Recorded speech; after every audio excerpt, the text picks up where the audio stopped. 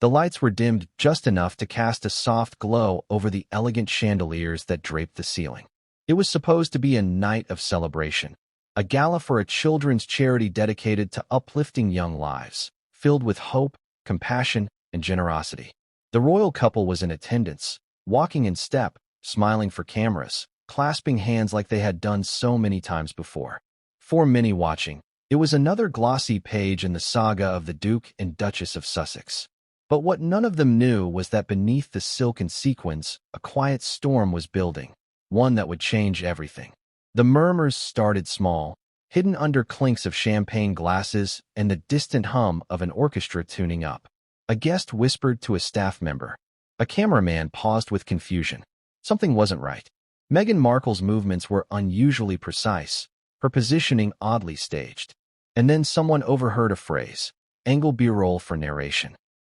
At first, it was brushed off as harmless industry talk. Meghan had always been media savvy, after all. But this time, it wasn't harmless. This time, it was wired.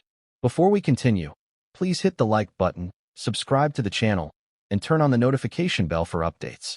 Behind her designer gown, hidden discreetly under layers of fabric and secured with medical-grade tape, was allegedly a concealed microphone pack. Meghan, sources say, was secretly recording conversations and ambient chatter from the event, without the knowledge of the guests, the hosts, or even her husband, Prince Harry. What was meant to be a sacred gathering to support the underprivileged had become, without anyone's consent, a covert shoot for a private docuseries, one that Harry reportedly had no idea existed. And when Harry found out, the illusion of unity shattered. It didn't come as a headline first. It didn't start as a tabloid explosion. It began in whispers. A donor caught Meghan quietly referencing streaming angles and natural reactions. They were confused. This wasn't a press event. Why was there talk of angles? They leaned over to another guest. That guest flagged down a staffer. Word got around. The tip finally reached Harry. He thought it was a joke. It had to be. But the look on the face of the person telling him, their discomfort, their hesitation, told a different story. Still, Harry wanted to believe the best. So he calmly asked Meghan if there was anything he should know. What he got in response, according to multiple sources, wasn't denial, but deflection. Meghan reportedly brushed it off as just a backup for memories or sound snippets for something lighthearted. Harry asked if it was for Netflix. She said no. He asked if she had told their PR team. She hadn't. He asked if she told him. She went silent. That silence, they say, was louder than anything else in the room. Harry's world, already brittle from years of public battles, private grief, and fractured family ties, cracked a little more.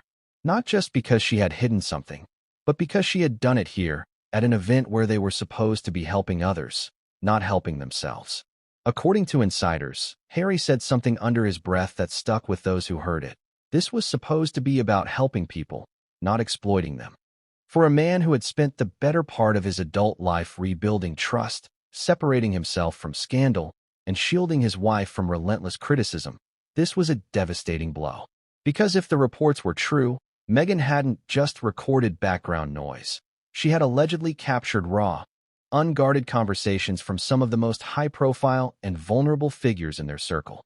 People who came with open hearts and checkbooks, not cameras in their faces. Celebrities, diplomats, even members of the royal family. And then came the leaked production memo. It wasn't long before a media insider got their hands on what appeared to be a confidential treatment for a new docuseries titled A Journey Through Purpose, Beyond the Public Eye. The memo, which surfaced through encrypted emails and anonymous uploads, described the charity event as the perfect blend of authenticity and elegance, where the subject can be seen in her truest form. It included scene breakdowns, suggested voiceover quotes, even a marketing pitch to a prominent US-based streaming company. The memo also made one thing chillingly clear. Prince Harry was not involved in this project. When Meghan Markle left the royal family, she famously declared she was finally free to tell her story. But what happens when the story being told comes at the expense of those who thought they were safe? When cameras roll behind closed doors without consent, and vulnerable truths become bargaining chips for content? For Harry, it was more than betrayal. It was a confirmation of his worst fears. According to sources close to the palace, This wasn't the first time concerns had been raised. Quiet questions about unauthorized documentation, whispered accusations about strategic conversations. But nothing concrete had emerged until now. And this time, there was audio. Allegedly, one of the tapes captured Meghan saying, "This isn't about charity, it's about leverage." That single line, once it began circulating in private circles, detonated like a bomb. Harry reportedly broke down, not in rage, but in despair. This was the woman he had given up a kingdom for. The woman he had defended on every stage, in every interview, even when it cost him ties to his family, his title, and his public identity. Now, she was the one deceiving him. As fallout intensified, rumors of divorce began swirling.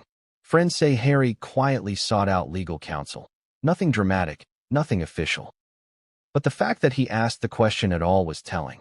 His trust, already worn thin from battles with the British press and tabloid gossip, had finally ruptured from within his own home. Meanwhile, Meghan continued to make appearances.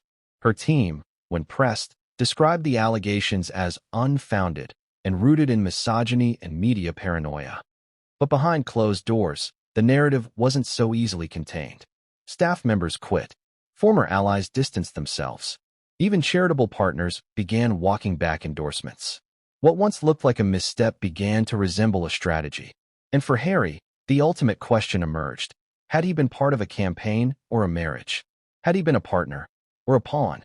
Some say it was always building to this. That the tension between purpose and publicity, between genuine compassion and calculated exposure, had been growing ever since their move to California. But until this moment, Harry believed the mission was shared. That their work was, at its core, about doing good. Now, standing at the edge of another royal scandal, one that didn't come from the tabloids, but from within their own living room, he was forced to confront a truth that no palace aid or security wall could protect him from. Because when betrayal wears the face of someone you love, it doesn't arrive like an enemy. It arrives like a whisper. It walks beside you, smiles at the cameras, kisses your cheek under chandeliers. And then it hits you when you least expect it. The question now is, can Harry ever forgive Meghan? Or is this, finally, the end of a union built on trust that was quietly crumbling all along?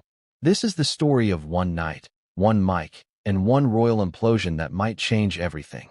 The sun had long set over the Los Angeles skyline, casting deep violet shadows between the glittering buildings as black SUVs pulled up to the valet entrance of the Wilshire Grand Hotel. The evening had been promised as one of light, compassion, and philanthropy, a grand charity gala supporting youth mental health initiatives, organized by one of the most respected international foundations. From all outward appearances, the atmosphere was calm, sophisticated, and steeped in goodwill.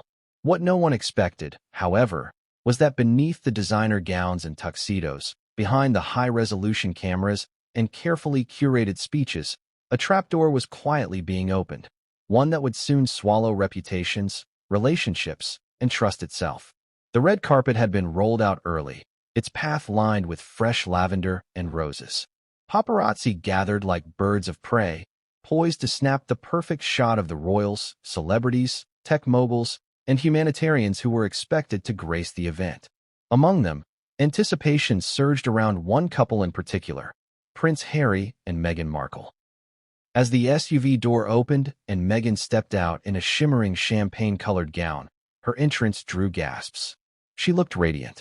Harry followed close behind, wearing a perfectly tailored navy suit and a solemn expression that many would later scrutinize in hindsight. Together, they smiled, posed, and waved, just as they had done at dozens of similar events before.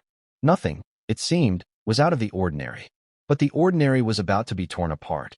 Inside the grand ballroom, the decor was stunning. Delicate strings of fairy lights weaved through golden archways, with soft ambient music echoing beneath a ceiling painted with constellations. There were silent auctions, donation pledges, live performances scheduled for later in the evening, and enough champagne to drown nerves and fuel conversation. It was the kind of event where people wore their most generous smiles and shared their most passionate causes. The energy in the room crackled with intent. But somewhere amid the laughter and polished small talk, something was off. One of the event's staff, A young woman named Elise, who had worked dozens of these high-profile evenings before, noticed it first. She had been helping backstage with coordinating the transitions between speakers and performers when she overheard Meghan say something strange to her assistant. "Keep an eye on the table angles," Meghan allegedly whispered. "I need organic chatter from all sides." Elise paused. Table angles? Organic chatter? It didn't sound like a note for a speech. It sounded more like direction. She brushed it off, assuming it must be part of some quirky celebrity routine. But a few minutes later, as Meghan took her seat, Elise spotted something else. A tiny, flesh-toned wire peeking out from the neckline of Meghan's gown before it was quickly adjusted. A moment, nothing more, but enough to raise suspicion. Meanwhile, Harry had taken his place beside his wife, chatting warmly with guests and making his rounds with practiced grace. For those watching, he seemed like the man everyone had come to respect in recent years, a prince not of pomp but of people. He made eye contact. He asked questions. He listened. But what those around him didn't know was that while Harry was engaging from the heart, his wife may have been recording every word. As the evening progressed, Meghan occasionally excused herself to check lighting, or so she told a nearby attendee. She appeared focused on more than just enjoying the moment. At one point, she was seen nodding to someone across the room, giving what looked like a subtle hand signal. Quick, deliberate, almost rehearsed. She adjusted her seating not once, but several times, always ending up near someone high-profile. A venture capitalist known for his royal connections, a pop star with a complicated past, a mental health advocate whose private grief was known only to those in inner circles. While Meghan mingled, small things began to stand out to others. A security guard noticed an earpiece wire briefly visible behind one of her assistant's ears. A lighting technician overheard someone on Meghan's team say, "We're getting great natural sound." Someone else asked who was filming. The reply? "Don't worry, just B-roll for archives." It might have gone unnoticed had it been any other event, any other crowd. But this was a room full of high-sensitivity individuals, many of whom were already wary of media manipulation. A well-dressed woman at the bar, a top donor, commented quietly to a friend, "Why does it feel like we're part of a show?" Her voice was low, but her eyes were sharp. Then came the incident that tipped everything. A middle-aged actor who had recently joined the board of the charity approached Harry for a conversation. They chatted casually at first, about the cause, shared goals, the need for better global mental health awareness. But as the actor began to open up about personal loss, Harry leaned in, listening closely. Across the room, Meghan lingered just within earshot. Her head tilted slightly. Unnatural, calculated, like someone waiting for a cue. The actor glanced her way and hesitated mid-sentence. "Is she recording?" he asked under his breath. Harry furrowed his brow. "Recording?" The man gestured subtly. "She's wearing a pack, I think. Like a mic pack." "Look." Harry turned, his smile fading. He looked at Meghan. Something about the way she stood, the way her fingers brushed against her hip, where a hidden wire might be secured, it made the blood drain from his face. In that moment, something shifted. The chatter around him became background noise. The lights dimmed in his mind. The gala, the cameras, the donors, they all blurred as Harry locked eyes with Meghan and saw something that startled him more than any tabloid headline ever could. He excused himself from the conversation and moved toward her. Meghan smiled as he approached, touching his arm in greeting. But Harry didn't return the gesture. He leaned in and asked, quietly, "What's going on? Are you recording?" There was a pause. She blinked once, perhaps too slowly. "No, it's just some backup audio," she said. "Just ambience. I didn't want to make a big thing of it." "Backup for what?" he asked. She hesitated again. "For a project. Something inspirational. It's harmless." Harry looked at her, stunned. "A project? You didn't tell me about a project." "I didn't think it mattered," she said softly. It's for our story. The story we're telling." "Our story," he repeated, his voice strained. "This night, this charity, these people. This isn't ours to record, Meghan. These people trusted us." A long silence passed between them. And in that silence, Harry felt something snap. The rest of the night passed like a mirage. The music played. Applause echoed during speeches. Cameras flashed. But behind the scenes, everything had changed. The couple left early. Meghan smiled for the cameras one last time before stepping into their car. But Harry didn't smile. He didn't speak. He stared out the window as the lights of the gala faded behind them. No one knew it at the time, but the gala marked the beginning of a rupture. It wasn't public yet. It hadn't hit the headlines. But it was there, in every silent mile of that car ride, in every unanswered question hanging between them. Something sacred had been violated. Not just trust, but intent. The very spirit of why they were there had been undermined. Because what had been advertised as a night of giving had turned, beneath the surface, into a night of taking. And Prince Harry, once again, found himself wondering if the person beside him was playing a role or playing him. The morning after the gala should have been quiet. A victory lap, perhaps. Positive press. A few smiling headlines. Prince Harry and Meghan dazzle at star-studded charity event, or something along those lines. Instead, the sun rose on unease. What should have felt like the afterglow of a meaningful night felt instead like the prelude to something unraveling. There was a strange chill in the Montecito mansion, not from the breeze, but from what wasn't said over breakfast. Harry barely touched his food. Meghan acted like nothing was wrong. She flipped through her phone, glancing at social media responses, murmuring compliments about the photos already circulating online. "They really got my good side this time," she said, attempting lightness. But Harry's silence weighed down the room like wet stone. He'd spent the previous night tossing in bed, replaying everything he saw, everything he heard. The way Meghan had spoken to her assistant in coded language. The expressions of the guests when they thought no one was watching. The phrase that still echoed in his head, backup audio, ambience, project. A project she never mentioned to him. By mid-morning, he couldn't shake the feeling. Something didn't sit right. Not just what she had done, but how effortlessly she had acted like it didn't matter. That was what struck him most, not the deception itself, but the casualness of it. Meanwhile, across Los Angeles, the staff who had worked the event were in a buzz. Elise, the backstage assistant who had first heard Meghan's strange comments, texted her colleague Sam. "Hey, is it just me, or was something shady going on last night with Meghan?" "Mike? I thought I was crazy," Sam replied. "Did you see her, Mike?" Elise typed back. "I saw the wire. Barely. Like beige-colored." But also heard her assistant say they were capturing candid truth for something moving. Sam responded with a shocked emoji. "WTF does that mean? Is she making another doc?" By the time lunch rolled around, the buzz had turned into questions. Several attendees had discreetly contacted the event organizer, asking if there had been any approved filming or audio collection during the night. There hadn't. Nothing was authorized. Nothing was filed with the venue's security. There was no official production notice, no film crew registered. But the whispers grew louder. Meghan had been recording. Maybe not with a full camera crew, but through personal devices, possibly for her own future content. The event's PR team began combing through footage. Something didn't add up. Meghan had been positioned unusually close to multiple high-profile guests throughout the night. She'd hovered near sensitive conversations. She'd appeared overly interested in the conversations between certain individuals with big corporate ties or royal affiliations. Her pattern of movement hadn't been organic. It had been strategic. One clip stood out.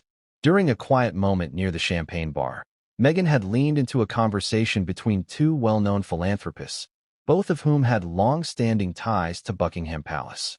The pair had been discussing upcoming donations, one of them expressing hesitation about increased royal oversight. Meghan didn't speak. She simply lingered, smiling politely. But the position of her necklace, slightly tilted, and the faint glow from beneath the collar of her dress led one staffer to believe something was capturing sound.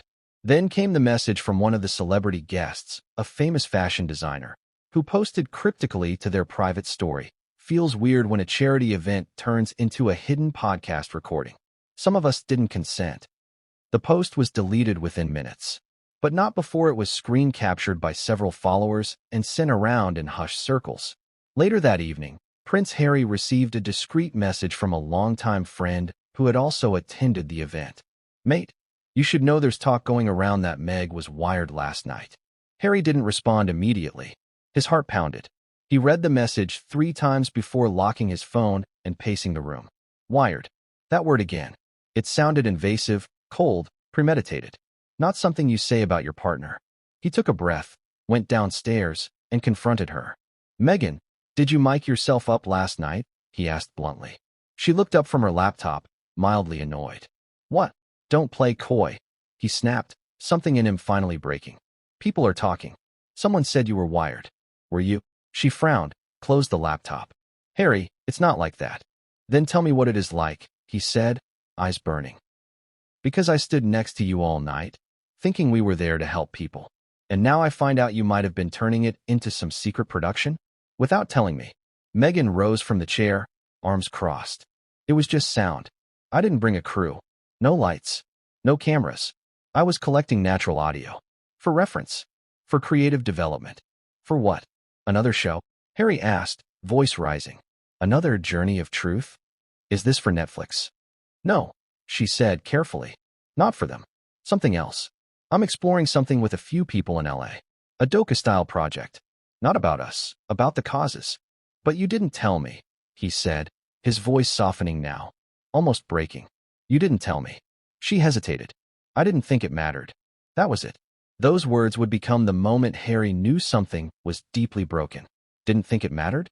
To Harry, everything about that night mattered. The young people the gala was meant to support. The donors who had come in good faith.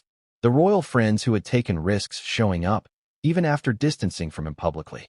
This was one of the last bridges Harry had left to the world he once belonged to. And Meghan had, intentionally or not, turned it into a minefield. Hours later, Harry stepped outside alone, phone in hand, scrolling through photos from the night before. And then he found it. One photo that hadn't been shared with the press. Someone had taken a backstage shot of Meghan mid-conversation with her assistant. The assistant held what appeared to be a tablet, on which a waveform, a live audio feed, was visible. There it was. Confirmation. A live feed. Meghan wasn't just casually recording. She had planned this. Harry sat down on the garden bench, numb. Inside the house, Meghan continued drafting her production notes, not knowing that trust, real, foundational trust, had begun to slip from her husband's hands like water. Meanwhile, the staffers from the event had begun compiling reports. The charity's legal advisors were contacted. At least 3 major donors asked for written assurance that none of their private conversations were documented or reused for any purpose. Meghan had stirred a hornet's nest, and whether she realized it or not, it was one she wouldn't be able to put back in the hive. The most damning part came not from what Meghan did, but what the mic allegedly picked up. Sources who claimed to have heard snippets of the footage describe Meghan speaking candidly, and at times harshly, about her fatigue from pretending to care when the cameras aren't rolling. That line alone, if verified, could crater what remained of her public image. It painted her not as a misunderstood activist or unfairly targeted woman, but as someone playing a game. A well-rehearsed, ruthless game. And for Harry, a man who once believed in fairy tales, who believed he had found a woman who shared his soul's mission, that realization was like watching the palace gates close behind him all over again. But this time, with nowhere else to run. The house was still. Still in a way that betrayed tension.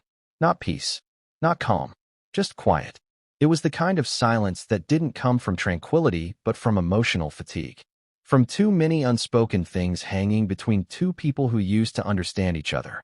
Prince Harry sat alone in the reading room of their Montecito home, a place once meant for reflection and refuge, now feeling more like a shelter from a storm that had already broken through the windows. For the first time in years, he didn't feel like a prince. Not even a husband. He felt like a man standing at the edge of a life he no longer recognized. And what haunted him most was how it had all unraveled, not with a scream or a betrayal in the tabloids, but with a whisper. That one whisper, overheard at the charity event, had changed everything. It had been the moment that the carefully held fabric of their partnership began to split. A simple remark, relayed to Harry in passing by a concerned guest. "Your wife said something about streaming angles during the donor speech. Are you filming something?" It wasn't accusatory. It was almost confused. But the implication dropped on Harry like a stone. Streaming angles? At a charity event? Harry laughed awkwardly at first, brushing it off. "No, we're not filming. This isn't that kind of night." The guest smiled hesitantly. "Maybe I misheard." But the seed had been planted. Harry's mind didn't let go. He had felt something strange that night. A tension in Meghan's posture, a performative lilt in her voice when she greeted guests. At the time, He chalked it up to nerves, maybe even showmanship. She was, after all, used to the spotlight. But now he wondered, had she even been nervous? Or was she orchestrating something beneath the surface? The confrontation that followed wasn't dramatic. It wasn't screaming in hallways or broken glass. It was worse. It was subdued, cold, surgical. Harry approached Meghan in the quiet corridor just outside the main ballroom, where the noise from inside dimmed to a distant hum. The lighting was low, casting shadows on their faces. His voice was calm, but there was a gravity in his words that she hadn't heard before. "Meghan, are you recording tonight?" She blinked, visibly thrown. "What? I need to know. Don't lie to me." She tilted her head, her usual confidence flickering for a moment. "I'm capturing some atmosphere. It's for something creative. Nothing public. Not yet. But you didn't tell me," he said, his voice cracking. "You didn't tell me any of this. You didn't even ask." She looked away. "Because I knew you'd overreact." That sentence alone made Harry's chest tighten. It wasn't just what she said. It was the implication that his concern would be an obstacle to her goals, that she expected him to play along, smile, stay quiet. "People are trusting us tonight," he said, his tone suddenly sharper. "Real people, donors, guests, survivors. They're sharing things they don't even say to the press. And you're collecting it like material?" "It's not like that," she replied quickly. "It's not exploitative." "Then what is it?" Silence. She didn't answer. Later that night, in the privacy of their car, Meghan sat quietly beside him. No hand-holding, no conversation, just distance. The kind of distance that only grows in silence. Harry didn't speak. He stared out the window, letting the flashes of light from street lamps slice across his face. And then came the second whisper, the one that would devastate him beyond recovery. The next day, as reports began filtering through, the event organizers and Meghan's team tried to control the growing storm. Someone from the charity committee forwarded Harry a voice snippet. It had been accidentally captured by a technician reviewing ambient audio from the event. In the clip, Meghan's voice was clearly heard saying, "This isn't about charity, it's about leverage." It was like a punch to the gut. Harry felt the words twist deep into him, pulling everything down. Leverage? He played it again. "This isn't about charity, it's about leverage." There was no mistaking her tone. It wasn't sarcastic. It wasn't humorous. It was intentional, calculated, cold. The idea that their efforts, their supposed shared mission of doing good, had become some strategic game horrified him. He remembered the conversations they'd had back when they left the UK. He remembered their vows to work on projects that mattered, to use their platform to make real change. Not for power, not for press, but for meaning. Now that dream lay in pieces. Harry shut himself in his study for the rest of the evening. He didn't eat. He didn't respond to messages.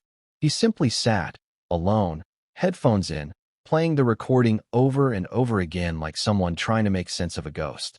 For the first time in his life, he felt played. Not by the press, not by the palace, but by the woman he had given everything for. The woman he had left his home country for. The woman he had defended against 1,000 critics. He had shielded her from everything, and she, in turn, had kept secrets from him. By morning, Meghan attempted to approach him. She brought him tea. She asked if he was okay. He said nothing. She touched his shoulder, and he flinched. Not out of anger, but from a deeper pain. A betrayal that made touch itself feel foreign. He looked at her finally, with hollow eyes. Was any of it ever real? She stepped back. "Harry, don't say that." But he wasn't asking for reassurance. He wasn't seeking comfort.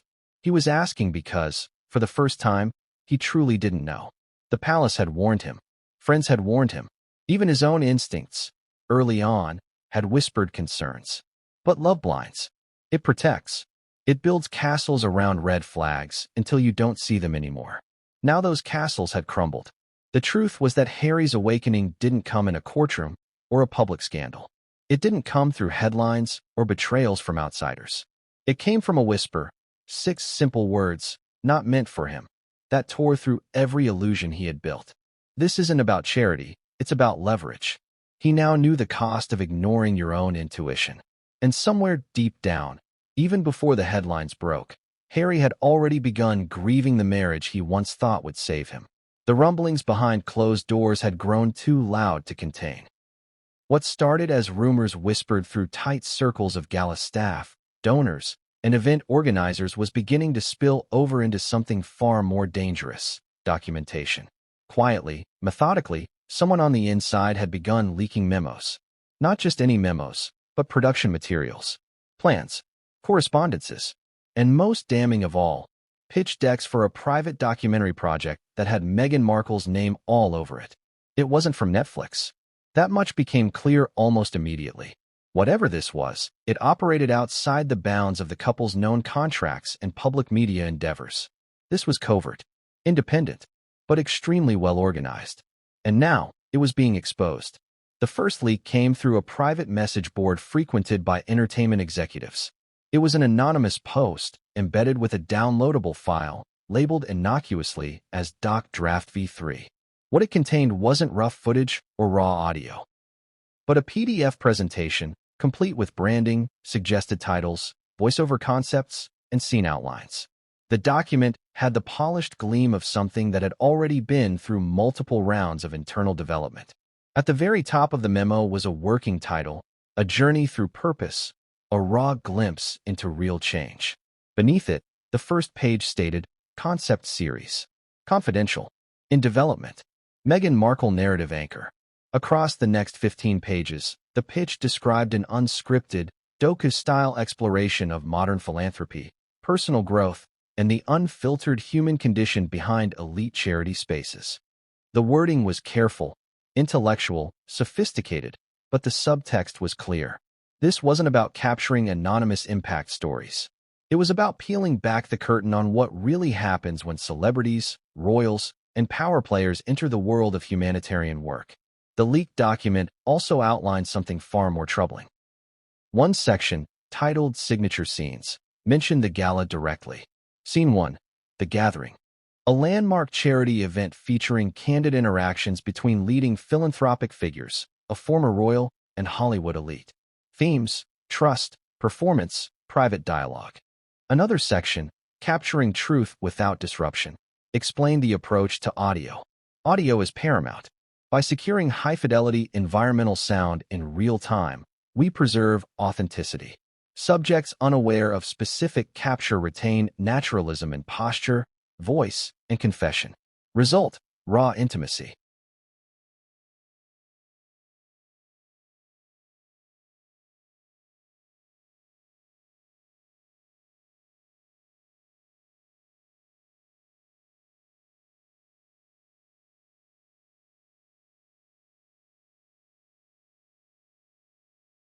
In other words, it was openly describing secret recordings.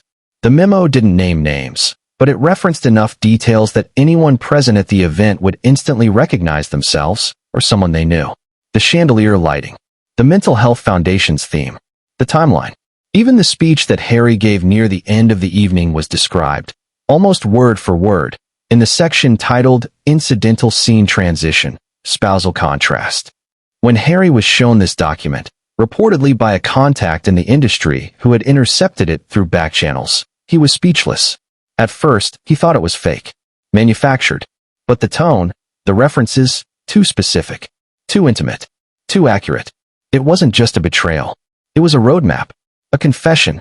He sat in his study again, staring at the screen. This was no longer just about hidden mics. This was premeditated content harvesting, and she hadn't told him any of it. As more documents began surfacing, the scope of the secret deal grew wider. Meghan's name appeared in emails between her team and an emerging production company based in Santa Monica. The company, according to insiders, had been quietly backed by a streaming platform looking to compete with the bigger names, but without the baggage of being tied to Harry's public-facing content. In one email, Meghan's assistant allegedly wrote, "We want this to feel like an evolution of the work, not a rehash. No Netflix optics. No Crown commentary. This is Meghan unplugged." Another read, "The gala is our opening act. Quiet, intimate. We'll never get access like this again. Let's make it count." There were attachments too, floor plans of the event venue, seating charts, time slots for specific speakers. Meghan's team had done their homework thoroughly. And yet, nowhere in these memos, emails, or outlines was Harry's name mentioned as a creative partner or co-producer.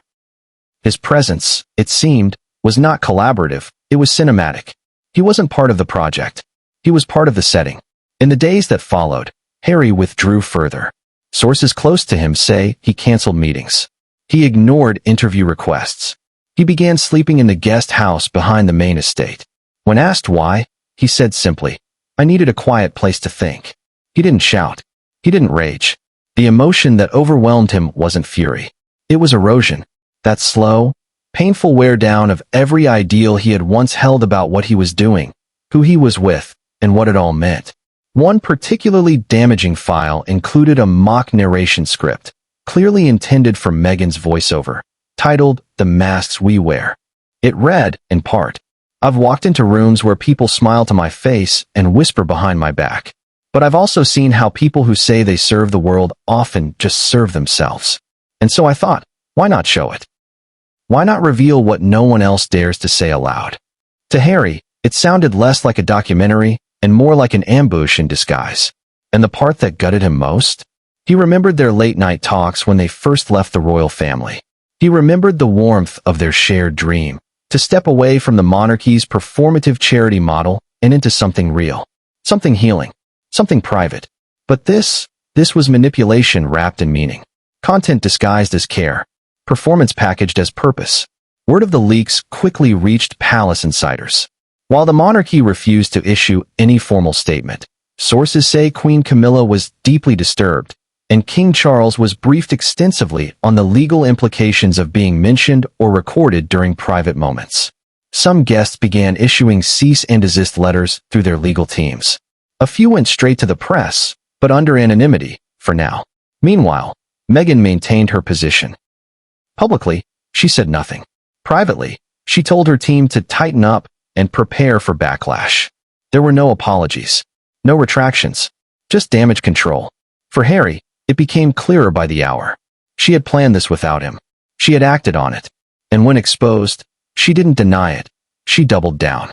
He took a walk along the Montecito trails one morning, alone, wearing sunglasses and a hoodie. A few hikers recognized him, but said nothing. He looked, in their words, lost in a way we hadn't seen before. And indeed, he was. Lost in the realization that the woman he'd stood beside against a global monarchy had, in the end, orchestrated a betrayal not from hatred, but from ambition. It was one thing to suspect betrayal, another to see it written in memos and emails. But it became something entirely different when the actual recordings began to circulate, quietly, discreetly, but unmistakably real. What Meghan had captured through her hidden microphone wasn't just background ambience or crowd murmurs. It was conversation. Raw, unfiltered, intimate exchanges that were never meant to leave that ballroom. And yet, there they were, embedded in audio files now reportedly being reviewed by a private legal team after concerned individuals flagged serious breaches of trust and consent. The first clip to surface didn't even include Meghan's voice. It was a moment between a tech entrepreneur and a mental health advocate, both high-profile figures in their respective fields. They had leaned into a quiet conversation about trauma recovery programs, sharing sensitive financial challenges and vulnerabilities with the assumption that they were speaking freely, privately. In the recording, there's a sudden background laugh, Meghan's, though she hadn't been part of the dialogue. She was just listening. Another clip featured an elderly donor speaking candidly to a royal family friend, mentioning regrets over backing certain initiatives that had gone underreported in the press. Their tone was cautious, reflective. They likely believed this would be a discreet, off-the-record confession shared in confidence. But it wasn't. Meghan had been within 6 feet of the exchange, seated at the adjacent table, nursing her champagne slowly. The mic she allegedly wore was omnidirectional, meaning it picked up everything within a close radius. No one had noticed. They had all assumed the Duchess of Sussex was simply enjoying the evening. Now, those words, raw and honest, were stored somewhere in a digital archive Meghan had quietly compiled. But it didn't end there. Perhaps the most shocking piece of audio, according to insiders familiar with the content, featured Meghan herself in mid-conversation, not with Harry, but with one of her assistants. Her voice is hushed, her tone clipped. She complains about how exhausting it is to smile and listen when she feels none of it matters unless the camera's on. "I don't get why we have to pretend all the time," she allegedly says. You give them everything, and they still want you to care. It's like care fatigue. Then comes the line that shook Harry to his core when he heard it, weeks later. This isn't about charity, it's about leverage. That one sentence, captured casually but damningly, would become the defining phrase behind the entire scandal. Those 6 words cut through the carefully crafted public image. They painted a picture of intent that had nothing to do with healing or giving back, and everything to do with optics, strategy, and control. When Harry heard the clip, he reportedly didn't speak for over an hour. He sat at the edge of their garden pond, earbuds in, jaw locked. They'd say he refused food and left his phone untouched for the rest of the day. Friends who called to check in described a tone they had never heard before. Flat, emotionless, as if the prince had been hollowed out from within. The footage didn't stop at conversations. Some of the captured sound included laughter, forced, awkward, following Meghan's private quips about various guests. "Look at her," Meghan allegedly said, referring to a well-known celebrity. "She's only here to get photographed with Harry." Another clip featured Meghan discussing a royal cousin who had made the trip from the UK to attend the gala. Meghan, in a mocking tone, called them a liability in pearls and said, "I just need a reaction shot of her face when I speak." It was filmmaking. Calculated. Scene setting. Only the people being filmed didn't know they were part of the cast. To make matters worse, some of the audio seemed to reveal strategy sessions. In one recording, an aide asks Meghan whether they should push the narrative more toward the philanthropy angle or the Meghan as a misunderstood activist arc. Meghan replies, without hesitation, "Whichever gets us trending. I need this launch to be clean. This wasn't someone caught accidentally with a live mic. This was someone directing a production under everyone's nose." Even Harry's speech at the gala was captured in full. He had spoken from the heart, passionately, sincerely. He shared anecdotes about veterans struggling with trauma, children battling depression, and the importance of global mental health awareness. The crowd applauded warmly. And yet, in the recordings, right after he sat down, Meghan is allegedly heard whispering to her aide, "That'll cut well. Very earnest. We'll probably open with that." He hadn't known. He hadn't been told. But he had been used. The more that came to light, the more Harry felt the walls closing in. He began questioning everything. Not just the recordings, but the past. Was the heartfelt joint interviews, the emotional testimonials, the us against the world narrative ever as pure as he believed? Had he been protected or packaged? Sources close to him say he began revisiting older moments in their marriage through a different lens now. That quiet beach walk they once took, where Meghan had subtly suggested documenting their life for their children's future. That conversation at the kitchen table where she floated the idea of authentic storytelling. At the time, he thought it was genuine, purpose-driven. He had no reason to question it. But now, he wondered, had everything been part of a campaign? As word of the recordings leaked further, the public backlash began to mount. Several guests from the gala privately reached out to Meghan's team, demanding confirmation that their voices would not be used in any capacity. Legal representatives issued preliminary letters seeking the deletion of captured content. Even nonprofit partners, once eager to align with the Sussex brand, began quietly stepping away, uncertain of how far-reaching this breach would go. The damage wasn't just reputational, it was personal. Meghan, in response, reportedly insisted to her inner circle that the recordings were misunderstood, that they were creative references, not content for distribution. But the memos, the pitches, and the structured planning suggested otherwise. And the recordings spoke for themselves. No amount of media spin could unring the bell of a mic that had never been declared. Harry, faced with this reality, began to unravel emotionally. He no longer shared meals with Meghan. He walked their dogs alone. He spoke in short, clipped sentences. Close friends say he began researching custody rights, exploring his options if things spiraled further. He hadn't made any decisions, but the fact that he was even asking those questions shocked those who knew him best. This was not the Harry who had once stood before the world, proudly proclaiming he had found his safe haven in Meghan. This was a man blindsided, left adrift in a version of his life that no longer aligned with his values. Because once the mic is live and the words are captured, you can't pretend they were never said. You can't reclaim trust through apology alone. especially not when the betrayal comes in the form of a carefully placed device, worn under a gown, amidst a room of people who thought they were safe. If there was one institution that had stood by Meghan and Harry when the walls of the monarchy closed in, it was Netflix. The streaming giant had offered them not just a platform, but a new beginning. A multi-million-dollar deal, unprecedented creative control, and the opportunity to reshape their narrative without royal interference. The partnership had been touted as a power move. A way for the Duke and Duchess of Sussex to tell their truth through documentaries, scripted series, and socially conscious storytelling. But even the most generous partnerships have limits, especially when trust is compromised. The Hidden Mic scandal didn't just rattle royal circles and philanthropic networks. It sent quiet shockwaves through the media world, and nowhere was the tremor more felt than inside Netflix headquarters. The initial response was confusion. Executives had not been made aware of any solo project involving Meghan outside of their formal deal. In fact, sources close to the situation say Netflix had passed on a proposed idea months earlier that bore striking similarities to what was now emerging through leaked memos and audio. That project had been pitched as a raw and intimate journey into the hidden world of philanthropy, but Netflix, already invested in their prior work with Harry and Meghan, had allegedly deemed it redundant and too off-brand. Now they were learning that the project hadn't died. It had simply gone underground. The leaked production documents, which referenced the gala event as a scene-setting act, were brought to the attention of Netflix's content ethics team.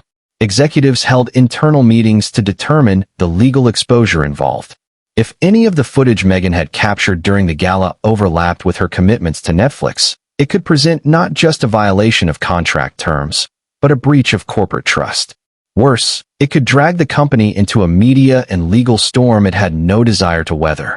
By the time the audio recordings had reached public awareness, Netflix was already distancing itself from the couple. Quietly, methodically, and without spectacle. One insider described it like this: there was no screaming, no formal statement. Just doors beginning to close. What troubled executives the most wasn't just the secret docu-series pitch. It was that Meghan had used the visibility afforded by their Netflix deal to gain further access, and then allegedly used that access to develop something external. Industry circles began referring to it as platform piggybacking, a practice where a talent uses a large-scale platform to gain entry, only to spin off private ventures behind the scenes. Harry was reportedly unaware of this, and Netflix knew it, which made their next steps more complicated. Internally, some Netflix team members sympathized with Harry. He had been transparent, emotionally vulnerable, and hands-on during their initial collaboration.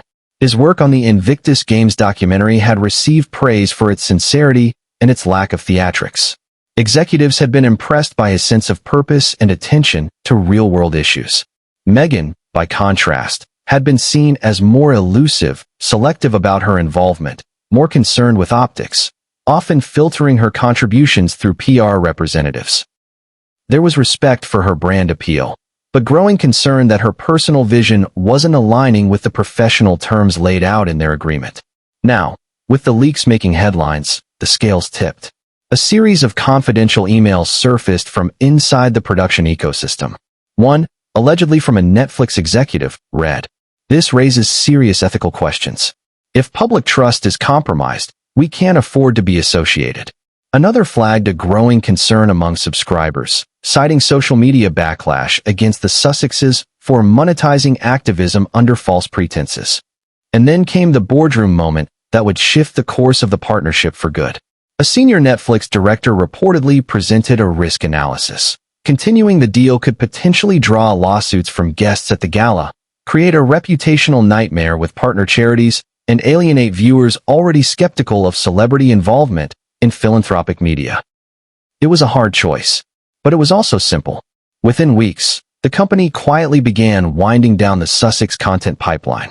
Planned follow-up projects were paused. Communications were rerouted. A scheduled check-in call with Meghan's team was canceled indefinitely. It didn't take long for Meghan to notice the change. According to one assistant, Meghan was stunned that Netflix hadn't immediately rallied to her defense. She had expected questions, yes, but not distance, not silence.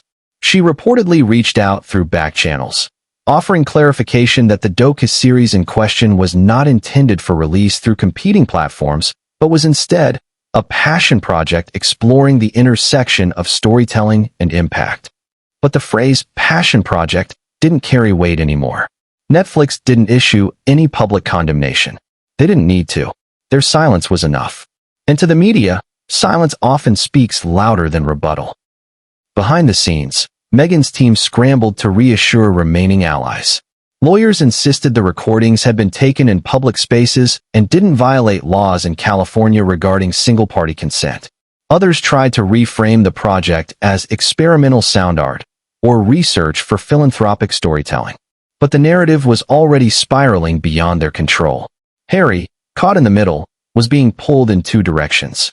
On one hand, he was still emotionally tied to the values that had defined his exit from the royal family: authenticity, humanitarianism, and storytelling with soul.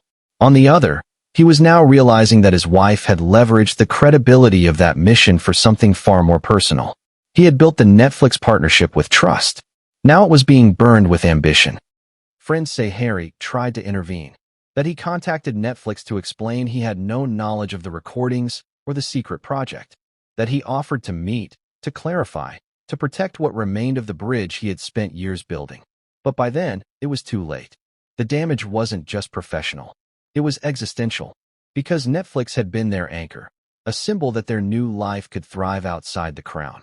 Losing that meant losing stability, losing legitimacy, and for Harry, losing the last real thing he thought they had built together. The press began to swirl with speculation. Tabloids reported that Netflix had soured on Meghan and was now re-evaluating future collaboration. Some claimed executives felt duped. Others hinted that Harry might be offered a solo opportunity moving forward, excluding Meghan entirely. None of it was confirmed, but the silence from Netflix spoke volumes. Meghan, for her part, continued to attend select events and appeared unfazed in public. But insiders described increasing tension at home. Harry and Meghan were reportedly sleeping in separate quarters. Staff noted that Meghan's team no longer coordinated with Harry's assistants. Some even whispered that the couple were now communicating more through intermediaries than face-to-face. When a British tabloid ran a piece with the headline, "Netflix ghosts the Sussexes after hidden mic debacle," Meghan was livid. Harry, however, didn't argue. He simply folded the paper and placed it on the table.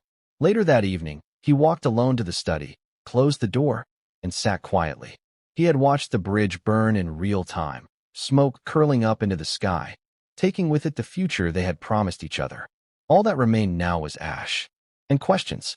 What else had been kept from him? How many of their opportunities were built on shifting truths? And most painfully of all, how much of their love had been real, and how much had been performance? As the storm surrounding the secret recordings and media scandal widened, one question rose steadily to the forefront. Who else knew? It was now abundantly clear that Meghan hadn't acted entirely alone. Executing a secret documentary strategy, complete with production memos, detailed scene plans, and audio capturing logistics, wasn't something a single person could pull off without assistance. This had been orchestrated, planned, supported, and somewhere in the shadows of her glimmering world, others had been involved. The public wanted answers. So did the press. But no one wanted clarity more than Prince Harry himself. He had known some of Meghan's team members for years. Some had even come over from their time in the UK. Others were LA-based hires meant to help them transition smoothly into their new American life. Publicists, media strategists, brand consultants. People who, on paper, were tasked with managing a growing empire of activism, philanthropy, and storytelling. But now Harry looked at them differently. Now he questioned everything. One of the first names that came up was Meghan's longtime friend and confidant Marcus Anderson. A well-connected figure in both socialite and entertainment circles, Marcus had long been rumored to be one of Meghan's most influential behind-the-scenes advisors. Many had credited him with helping introduce Meghan to powerful players across media and finance, including, allegedly, the early Netflix contacts. When the leaked documents were examined closely, several emails had been copied to an account speculated to be linked to Marcus. While no direct production title was assigned to him, the trail was enough to raise suspicion. Had he been aware of the hidden recordings? Had he facilitated connections that enabled the independent documentary pitch? More importantly, had he advised Meghan to proceed without Harry's involvement? Another name soon surfaced: Nina Leroux, Meghan's personal branding consultant and former television producer. Nina had once boasted in an interview that every woman has a story, but only the smart ones know how to monetize it. She had been spotted by Meghan's side at several private business meetings in West Hollywood earlier that year. Her background was in reality-style storytelling, with a specialization in turning authentic moments into franchise-worthy arcs. When pressed by legal aides conducting internal damage control, it became evident that Nina had reviewed drafts of the docuseries outline. She had offered narrative structuring advice and even suggested that the pilot open with an emotionally volatile royal moment. Ideally unrehearsed, ideally intense. Whether or not she had meant Harry's speech at the charity gala specifically, the implication was hard to ignore. There was also Meghan's assistant, Janelle, a quiet but competent woman who had worked closely with Meghan since her time in Toronto. Janelle had been seen with Meghan on the night of the gala, carrying a tablet and often whispering to her between guest interactions. According to one staffer, Janelle had referred to a storyboard just before Meghan's solo walk through the candlelit donor section. She also reportedly checked Meghan's microphone pack multiple times that evening, adjusting her dress, tucking a strand of hair, and discreetly repositioning something underneath her collar. Harry, when told about this by someone who had observed the interaction from a balcony above, didn't say a word. He simply turned away and sat down, unable to mask the realization that what had happened had not been spontaneous or careless. It had been intentional. And then there was Trevor, a videographer turned creative director, hired earlier in the year to help build digital wellness content for their Archwell Foundation. His involvement had initially been limited to editing speeches and promotional footage for social media, but after the scandal broke, messages emerged where he was allegedly advising Meghan's team on how to build suspense without visual intrusion. One of his notes included a bullet point: ambient audio, confrontational visuals equals stronger intimacy with audience. Trevor vanished from the public eye shortly after. His online profiles were deleted.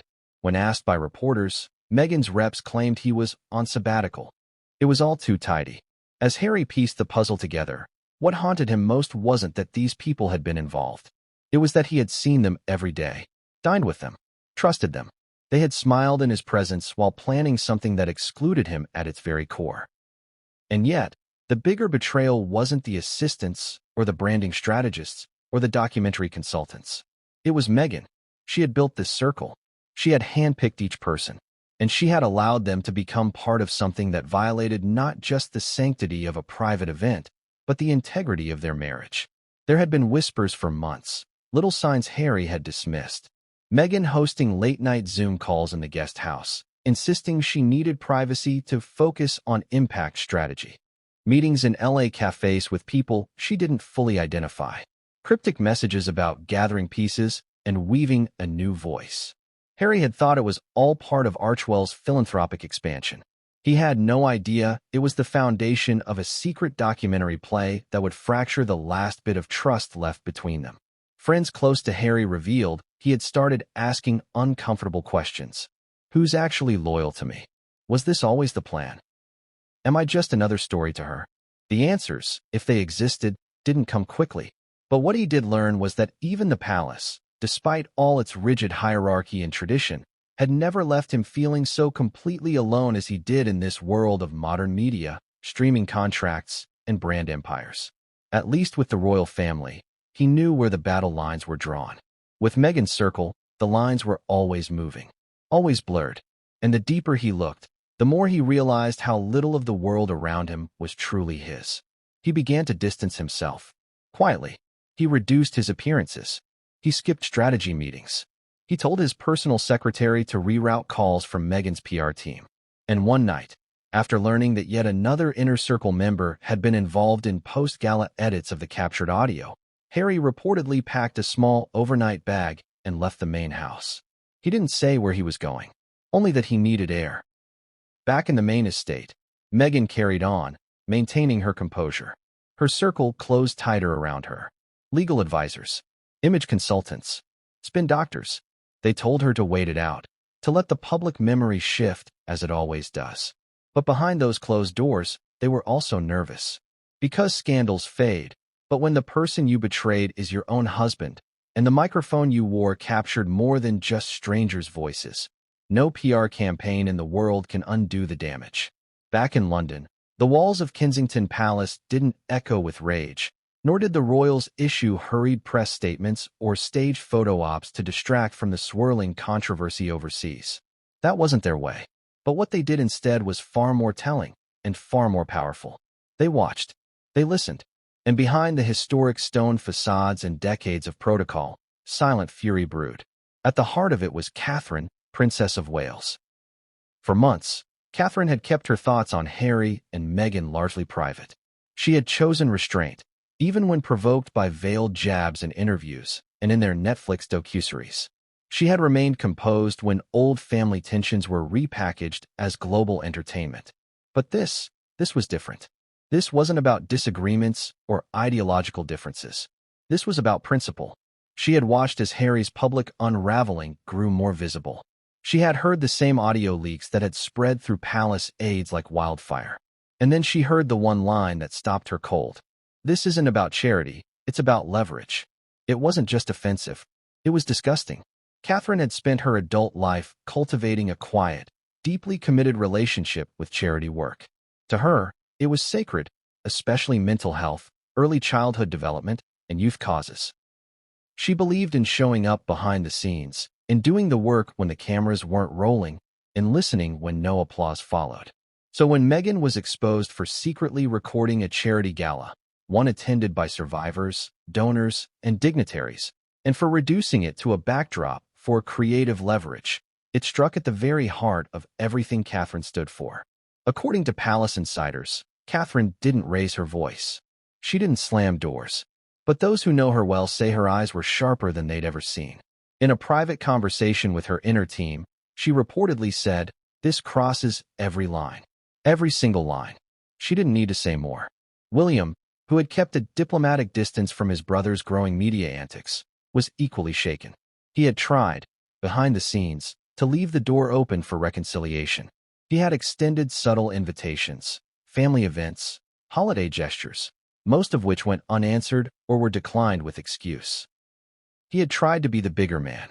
But this was betrayal on a scale neither he nor Catherine had anticipated. It wasn't just about Harry anymore. It was about the institution they had all once served, the people who trusted them, the causes that depended on dignity and discretion.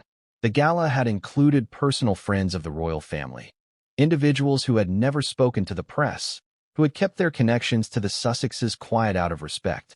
Some of those people had been secretly recorded, and worse, ridiculed. One particular clip, which made its way to a high-ranking royal aide, featured Meghan mocking a minor royal figure who had traveled from the UK to attend the gala. "She's trying too hard," Meghan was heard saying in the recording. "It's almost like she wants to be seen. She thinks showing up here still matters." The insult wasn't just cruel, it was baffling. That minor royal happened to be Catherine's longtime friend and a patron of one of the charities represented that night. When Catherine was told, she didn't respond immediately. She simply closed the folder containing the transcript and walked to the window of her office. There was a long pause. Then she said, quietly but clearly, "There will be no more defending them." In royal speak, that meant the gloves were off. Over the next several days, subtle but unmistakable shifts occurred in palace posture. Courtiers were instructed not to speak publicly on behalf of the Sussexes. Long-standing royal charities that had once been shared initiatives between the two couples began issuing clarifying statements, reminding the press of their exclusive affiliation with the Cambridges. One particularly high-profile charity event previously co-chaired by Meghan was restructured under Catherine's sole leadership, without fanfare or press. The tone had changed, and it didn't stop there. Behind closed doors, King Charles was briefed extensively by his advisors. Although the king had tried to remain somewhat neutral in the rift between his sons, the revelation that Meghan had recorded conversations at a high-profile philanthropic event, and that she may have done so without her husband's knowledge, left him dismayed. "What's the endgame here?" he reportedly asked during one meeting. "Do they want to destroy everything?" No official statement was released, as expected, but royal protocol took over in other ways. Invitations for future royal engagements involving both couples were rescinded. Meghan and Harry were quietly removed from several upcoming royal event programs, including a charity reception in the UK they had once been expected to attend. The message wasn't sent through words, but through absence, through exclusion, the royal way. For Catherine, the decision to pull back wasn't one of spite. It was self-preservation. Protection of the values she had spent years nurturing: dignity, authenticity, and purpose. She didn't want her name tied to anything that even hinted at the exploitative circus emerging around Meghan's secret documentary play. Meanwhile, across the Atlantic, Meghan appeared unbothered, or at least determined not to show it. She posted a series of polished photos from a recent event, all smiles and elegance. Her team released a carefully worded statement about remaining focused on causes that uplift women, children, and families. But behind the polished exterior, she was well aware of the storm she'd unleashed. They'd say she was frustrated by the royal family's silence. She expected a reaction, one insider said. She expected outrage or confrontation. What she got instead was strategic silence. And that's worse, because silence, in royal circles, speaks volumes. It means they've moved on, that you're no longer in the room, no longer part of the conversation. For Harry, the fallout was far more personal. He hadn't spoken to William since the scandal broke. Catherine hadn't reached out. The only communication came through private aides, formal, cold, and concise. He was being treated, once again, as an outsider. But this time, he knew it wasn't because of palace rules or media spin. This time, it was because of something real, something unforgivable. He knew Catherine's silence was intentional, that she wasn't just disappointed, she was angry. And that realization broke something in him he hadn't known was still intact. Because despite everything, despite the distance, the fights, the documentaries, he had still believed, deep down, that she understood him. That Catherine, above all, would always see the good in him. But now, that bond was gone too. And in losing her, he realized he hadn't just lost a sister-in-law. He had lost his last anchor to the family he once knew.